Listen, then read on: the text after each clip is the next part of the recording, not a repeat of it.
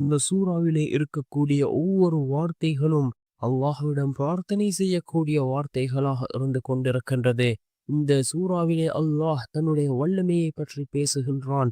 அதே போன்று அல்லாஹ்வினுடைய தன்மைகள் மிகவும் சிறப்பாக கூறப்பட்டிருக்கின்றது. ஒவ்வொரு வசனங்களும் அல்லாஹ்விடம் பிரார்த்தனை செய்யக்கூடிய வசனங்களாக இருந்து கொண்டிருக்கின்றது. அதுதான் சூரத்துல் ஃபாத்திஹா. இந்த சூரத்துல் ஃபாத்திஹாவை நாம் ஒவ்வொரு நாளும் இரவு தூங்குவதற்கு முன் ஓதுவோம். மிகச்சிறந்த ஒரு சூறா. யார் 7 தடவை ஓதி அவருக்கு வலியுள்ள இடத்திலே இந்த சூறாவை ஓதி அவர் ஓதுகிறாரோ அந்த வலி நீங்கிவிடும் என்று கூறினார்கள் ஸல்லல்லாஹு அலைஹி வஸல்லம் அவர்கள். எல்லா விதமான நோய்களுக்குமான நோய் நிவாரணி இந்த சூரத்துல் ஃபாத்திஹாவாக இருந்து கொண்டிருக்கின்றது. இப்பொழுது நாம் அந்த சூரத்துல் ஃபாத்திஹாவை பார்க்கலாம். பிஸ்மில்லாஹிர் ரஹ்மானிர் ரஹீம். அளவற்ற அருளாளனும் நிகரற்ற அன்புடையோனுமாகிய அல்லாஹ்வின் பெயரைக் கொண்டு ஆரம்பம் செய்கின்றேன். அல்ஹம்துலில்லாஹி ரப்பில் ஆலமீன். அனைத்து புகழும் அகிலங்களின் இறைவனாகிய அல்லாஹுக்கே உரியதாகும்.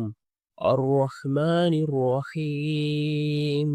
அவன் அளவற்ற அருளாளன் நிகரற்ற அன்புடையோன். மாலிகி யௌமித்தீன்.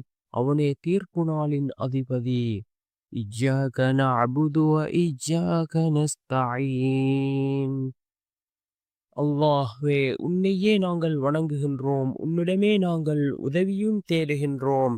இஹ்தினஸ் ஸிராத்தல் முஸ்தகீம். நீ எங்களை நேர்வழிப்படுத்துவாயாக. ஸிராத்தல் லதீன அன்அம்த அலைஹிம் கைரில் மக்தூபி அலைஹிம் வலத்தால்லீன்.